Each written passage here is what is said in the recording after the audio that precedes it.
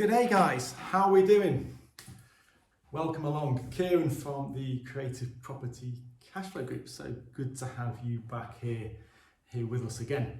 So when I started out in property, I did what most of us do. I went down the traditional buy-to-let route of saving up a deposit, putting the money down, buying the property, getting finance on it, doing it up, and then waiting a period of time and refinancing. And then once I'd done that, I had a few £100 worth of cash flow, bit of my money back, and I could, along with my savings, I could go again. And that's how I started off. And I probably bought 4 or 5 properties that way before I looked at anything a little bit more creative. So why did I look? Well, as I've just explained, there's 2 problems with that process. One, it can take quite a while to save up a deposit, especially in today's market where you need a minimum of 25% to put down on a property. 2, then you have to go and get bank finance on it and qualify for that. At the time I was taking whatever I could get, but that's a slow and tedious and annoying process at the best of times. And then you have to buy at the right price. You have to source something at a price where you could spend some money on it, do it up, and go through the whole refurb process to add enough value to try and pull some money back out and not leave all your money tied in the property. Okay, so quite a slow, expensive process to go through. And I bought my first few that way over a period of time. But I started going to these property networking events, and people were talking about more creative strategies, lease options and buying property for £1 and rent to rent. And I'll be honest with you, I was one of those skeptics in the networking events and in the room that I was like, yeah, really? I'm not too sure. Only because I'd never heard of anything like it. And if I mentioned it to anybody, people were like, I don't know if you can do that. But after a while, I was like, I want to keep building this property portfolio. I can see where it could get me. And I was talking to these guys who had tens and hundreds of properties that, you know, they hadn't saved all those deposits up. So there must be something to this. I spent my time around with some very clever guys that got myself educated. So, how does this work? If we're going to go and lease a property, take control of it legally and make some money. Well, let's look at the traditional way. Let's jump into this and get on the whiteboard, because when I got out my own way, and you know, one of my biggest learnings in starting property is you don't know what you don't know. Okay, if you've got this fixed mindset of I'm not daft, I know enough, you're just limiting yourself. You don't know what you don't know. Okay, we've implemented these strategies since. We've had 30 odd rent-to-rent deals, if not more. Most of those generating in excess of £1,000 a month net profit and cash flow each month. Okay, so it can be done. It only takes a few of these to start to change your lifestyle. Okay, so how do we do this traditionally? Well, the traditional way is we've got a house. It's a lovely little house, isn't it? Okay, and on that house, when somebody owns it, it's wrapped in a finance product. And they've had to put down, as we said before, a deposit and a mortgage. Does that make sense? Should do. Quite straightforward. So then somebody comes along, this person wants to sell it. This person wants to buy it. But in order to buy it, and in this transaction process here, this finance gets taken off. And this seller over here, or buyer, sorry, has to come and put his own new finance product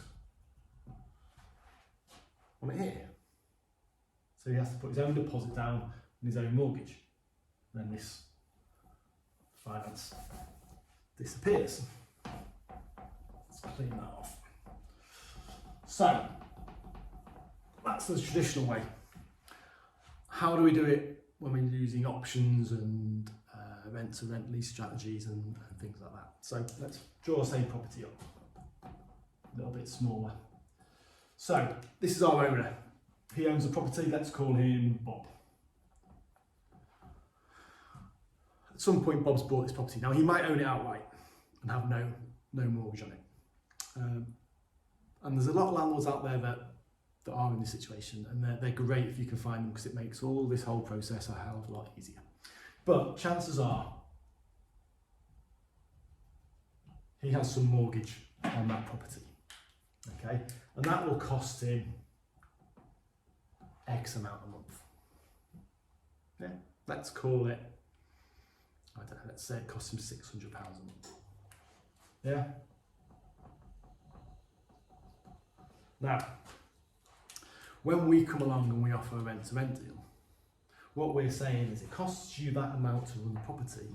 How about if you had no hassles whatsoever? You weren't asked for maintenance, you didn't have to deal with voids, you didn't have to do the property up when tenants moved out, you didn't have any redecoration costs, you didn't have any phone calls at 2 in the morning because they'd locked themselves out or been broken into, or the toilet backed up and flooded the house, or ceiling collapsed. None of that.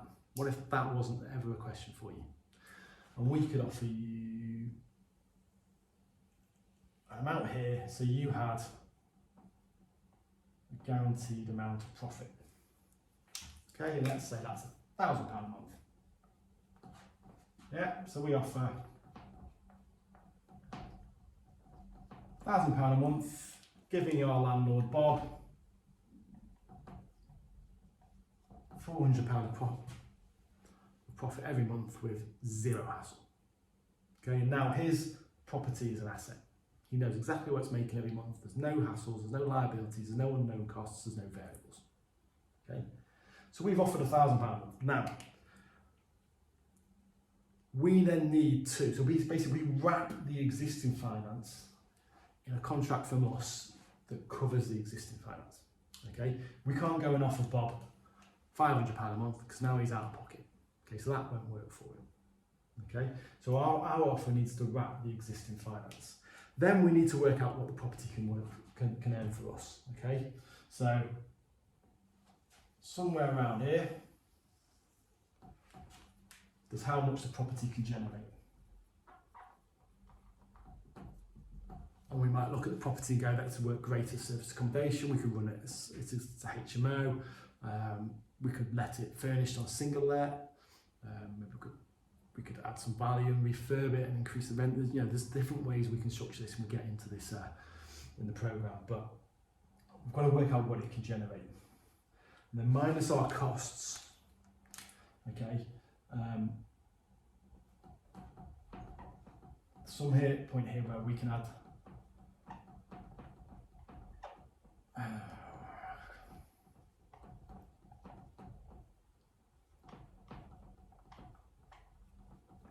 so we can add value through the operation of the property.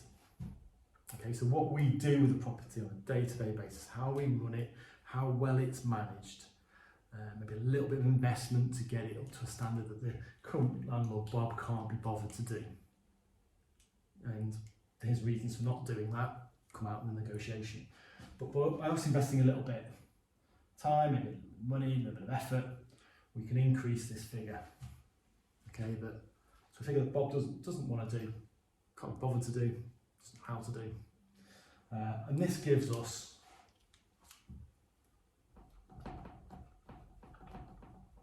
our profit, or our margin at least anyway. Okay, and out of that margin comes our running costs, and then it leaves us with a net profit. Okay, so that's the basic concept of how a rent-to-rent or a lease option deal works. You've got the ownership with the current owner. This stays. This mortgage doesn't go away. This doesn't change. That stays in place. It's really important that when we do our due diligence and do our figures, we know exactly what these are, because if we sign a 5-year, 7-year deal, for example, it's got to suit Bob for the whole term. Okay. And our offer wraps the existing finance, because that doesn't go anywhere and we can't change it. Okay, work out what we can generate, And then we've got our profit here in the middle, but there's no new finance. So we haven't got to go to the bank and raise a deposit. We haven't got to go and raise a new mortgage and qualify for finance and meet their criteria. In that case, the existing finance stays in place. Okay. Now, this is just maybe a rent-to-rent deal. Okay, we've locked in some cash flow each month, but we can wrap this up by saying to Bob, you know, this property is going to make you £400 a month for the next 5 years. Okay, but we'd love to buy it. Do you fancy selling it? Yeah, I'd love to sell it. And this is where we need to dig into his current situation a bit more, how much he owes on the mortgage, what he owes, what he wants to do with it, what he'd do with those figures, that money, and what's important to him in his life right now, and if he sold it, what impact that would have. And then we can agree a purchase price. Now, for X amount. Any time in our agreed lease period. X in Y years. This means we can run the property, we can generate profit every month, we can put money in Bob's pocket every month, take the hassle off his hands, and we can invest our time and effort knowing that we can buy the property with this at any point in the next 5, 6, 7, 8, 9 years or whatever we agree. So this means let's say this is worth 100,000 now, and we agree to buy at today's price. Okay, but that's today's price based on the current state of the property. We know we can add some value, we can run it differently, we can invest a little bit and modernise it slightly and create more money and more cash flow each month, plus however many years capital growth. When we come to complete,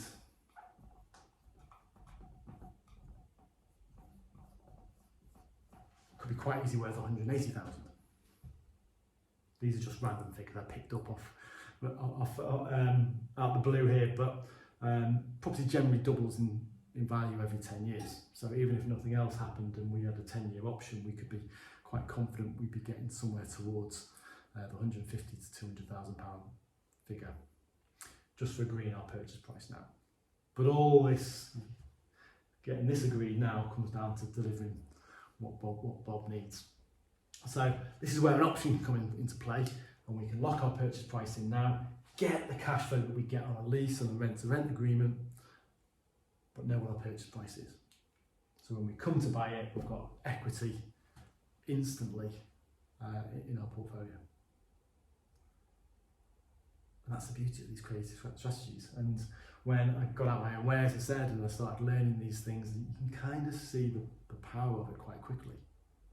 Now, yes, we're not going out on the open market and going, I like the look of this house, that's the one I want.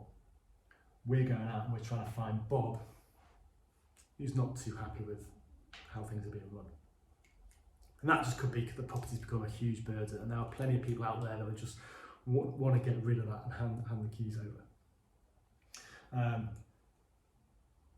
The price and what he can get for the property isn't his motivating factor, otherwise maybe Bob would be happy to invest 10, 15, 20,000 pounds to bring it up to the current market value, get the most he can and sell it. But not everyone wants to do that, not everyone has the resources to do that. So these strategies, if you find the right situation with somebody who's got a problem, a pain that would like to be solved, can work really, really well for you as well without having to put down all this money. So hope that was helpful. If you haven't downloaded the playbook already, please do. If you haven't, jump into the chat in the Facebook group, drop me a message, #playbook. I will fire that over for you. And next time when you're out viewing properties, just start trying to have a conversation with the owner if you can, if you're viewing direct, and just start to dig into what are their pain points and is there something creative that we could possibly structure. So thank you very much for listening. My name's Kieran. I shall see you in the Facebook group. Bye.